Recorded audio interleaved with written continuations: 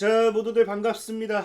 강태공입니다. 자, 금일은 이 아이온큐에 대한 상용화 가능성의 길이 어찌 보면 또 열렸다라고 생각을 하고 있어요. 자, 그래서 어떤 부분에 이슈가 또 나와줬는지, 그리고 26년 양자 컴퓨터 대상승은 정말로 이제 곧 시작할 수 있을지에 대한 부분을 방송을 통해서 좀 이야기해 보려고 합니다. 자, 방송 전 늘 말씀드리는 여러분들의 좋아요, 구독하기, 댓글까지는 너무나 많은 힘이 된다라고 말씀드리면서 자, 오늘의 방송 시작해 보도록 할게요. 자, 일단은 오늘 보면은 이제 양자 컴퓨터들 전체적으로 상승을 많이 나와주고 있어요. 사실 아이온큐 역시도 오늘 제일 많은 상승을 또 만들어내고 있죠. 만들어내고 있는데 이 아이온큐가 사실은 굉장히 긍정적인 아까 했다시피 상용화의 가능성이 조금씩 열리고 있는 게 아닌가 좀 생각을 해보고 있는 부분이고, 실스크는 지난밤에 이제 흐름을 따라가지 못하고 좀 빠지기는 해요. 빠지기는 하는데 그래도 걱정할 게 없다라는 게 정말 대상승이 머지않았다. 이게 뭐 아이온큐의 이유도 있지만 차트상 봤을 때도 정말 저는 머지않았다라고 생각을 해요. 현재 이제 실스크의 차트만 본다 하더라도 5위평대 이제 지난 상승분을 반납을 하는 모습처럼 보이긴 해요. 근데 보다시피 우리가 뭐하고 있다? 저항과 지지 구간을 뚫어내고서 안착을 하는 흐름을 보여주고 있다라는 거예요. 그래서 이 안착 흐름, 그 다음에 심지어 5위평대를 터치하고 있기 때문에 이런 식으로 이평 흐름을 만들면서 우상향으로 연결될 확률도 굉장히 크겠죠. 근데 이게 실스크만이 이런 차트를 가져가는 게 아니라는 거예요. BTQ 같은 경우도 보면은 그간의 문제였던 이 22평대 저항을 뚫지 못했던 부분을 지금 드디어 돌파 안착 흐름이 나와주기 시작했죠. 조만간 하루 이틀만 더 지난다라고 하면은 이런 5위평대를 안착해낸 골든 크로스가 나와주면서 골든 크로스 뭐 할 수밖에 없다. 주가의 상승 시그널이 될 수밖에 없다. 라고 또 말씀을 드렸죠.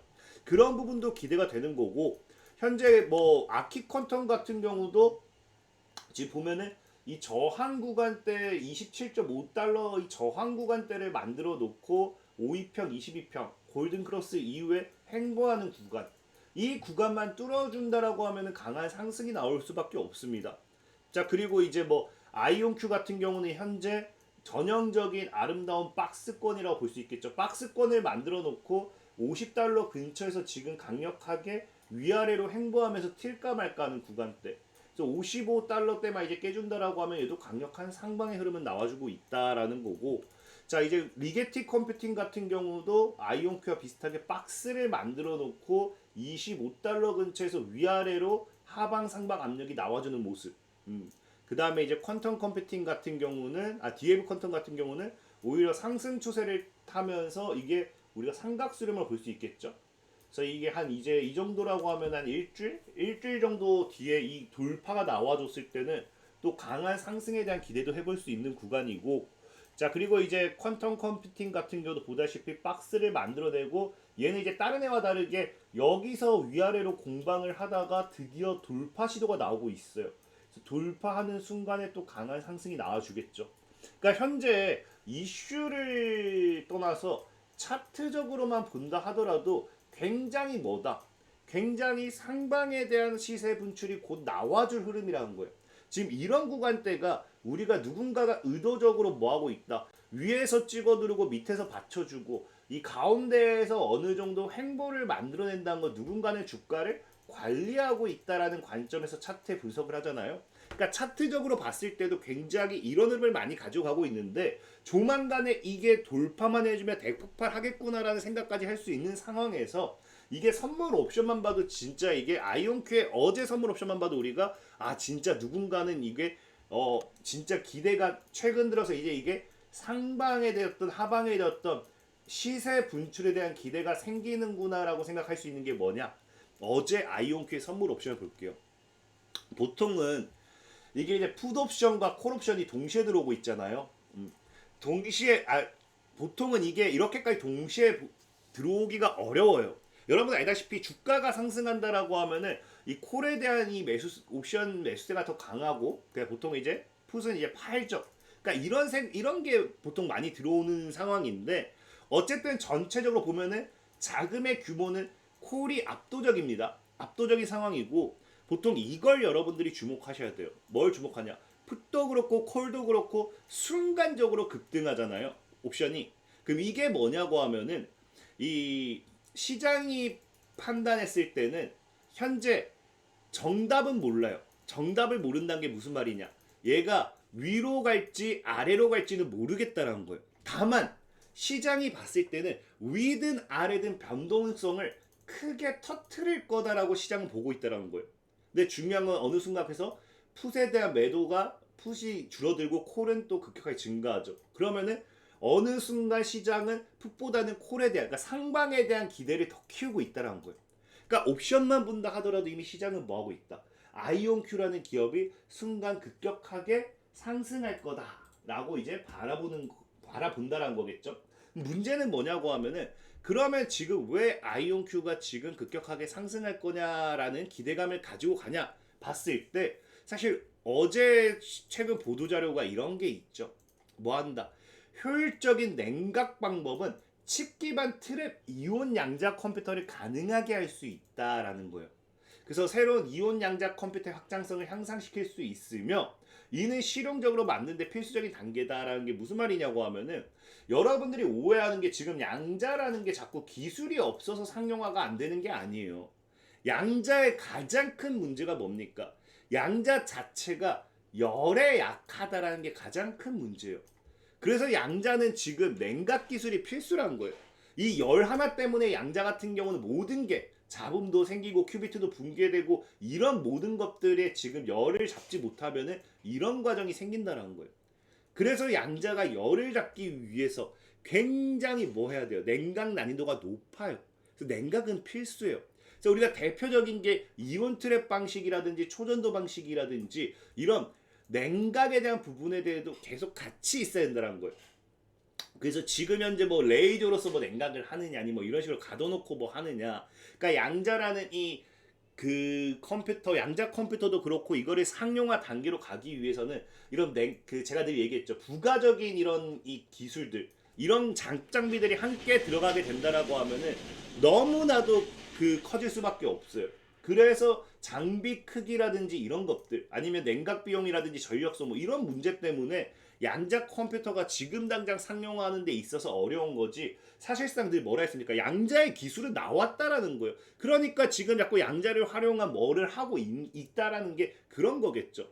그러니까 이 양자에 대한 열을 잡아야 되는데 지금까지는 뭐다? 보다시피 아까 뭐 레이저를 통한 뭐 이런 장비로 가게 된다라고 하면은 굉장히 거대해질 수밖에 없는 거예요. 그러니까 양자 컴퓨터의 상용화를 지금까지 계속해서 빠르게 이어가지 못한 게 이런 냉각 방식의 한계인데 이거를 뭐 했다. 이번에 칩 내부에서 이루어지는 초정밀 냉각 기술에 대한 부분을 성공시켰다라는 거예요. 그래서 보다시피 이 도플러 한계라고 해가지고 이게 이제 이 레이저로서 뭐 아무리 냉각을 해도 이 이하로는 더 이상 차갑게 못 내려가는 그 한계 물리적 바닥 온도가 있어요. 그걸 도플러 한계라고 하죠. 그래서 이 그 도플러 한계보다도 이 칩 내부에서 초정밀 냉각을 이루어지겠더니 10배는 더 낮은 냉각이 가능했다는 거예요. 그렇기 때문에 이런 이 확장성, 이 장비에 대한 크기 이런 것들이 사실은 없어지는 거겠죠. 그러니까 큐비트를 더 많이 확장을 시킬 수 있다는 거예요. 더 빠른 냉각의 속도도 가져갈 수 있고요. 그래서 지금 기존에 이제 우리가 이 이온을 시키기 위한 다양한 방법들이 있잖아요. 냉각 장비 이런 것들. 그래서 이거 냉각 장비를 이 칩에 넣었다라기보다는 이 이온을 시키기 위해서 필요한 이 빛과 제어를 칩 내부에서 스스로가 직접 만들어낼 수 있는 그런 구조로 가져간다는 거예요. 그래서 어찌 보면 어쨌든 칩에서 내부에서 자체 냉각을 한다는 건데, 그러니까 우리가 이런 큰 장비, 엄청난 장비가 필요한 게 아니라 그냥 칩 자체, 칩 하나가 모든 걸 알아서 이온 알아서 해결하게 된 거예요. 양자 칩이. 그러니까 굉장히 엄청나게 급격한 기술의 발전이라고 볼 수 있겠죠. 거의 우리가 일반 뭐 방 사무실 하나의 크기에서 이거 돌릴 수 있던 거를 양자 칩 안에서 그냥 해결할 수 있게 만들었으니까. 그래서 이 기술이 그만큼 중요하다는 거예요. 근데 이게 아이온큐에게 엄청난 호재가 되는 게 뭐냐고 하면은 아까도 얘기했지만 이 그 우리가 양자 시스템의 종류는 다양해요. 뭐 이온 트랩 방식도 있고 초전도 방식도 있고 광전자 뭐 다양한 방식이 있잖아요.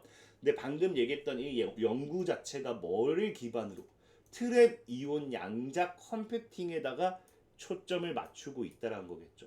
그럼 이 이온 양자 컴퓨팅에 초점을 맞춘다는 건 이게 누구를 위한? 사실 이게 아이온 큐 너만이 사용해라고 해서 연구한 건 아니에요.